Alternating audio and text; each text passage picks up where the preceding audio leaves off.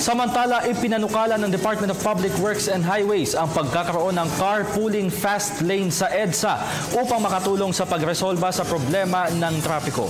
May report ang aming kasamang si Joseph Parafina live via phone patch. Wala nga si DPWH Secretary Rogelio Singson na isang makatutulong sa pagresolba ng traffic problem sa kahabaan ng EDSA ay ang carpooling fast lane. Ito'y sa mga sasakyang may 3 pasahero pataas. Dagdagan niya ito sa positibong nangyayari na ngayon sa kahabaan ng EDSA kung saan nag-a-average na lamang ang speed limit ng mga bus ng 25 km per hour mula naman sa Balintawak hanggang sa Mall of Asia nang may isang na paglalakbay. Nakikita rin ni Secretary Singson ang tamang paggamit sa yellow lane ng EDSA ay laking kabawasan at kalwanan sa trapiko. Matinding disiplina lang anya ang pagsasagawa nito na dapat maramdaman ng kahit na sino.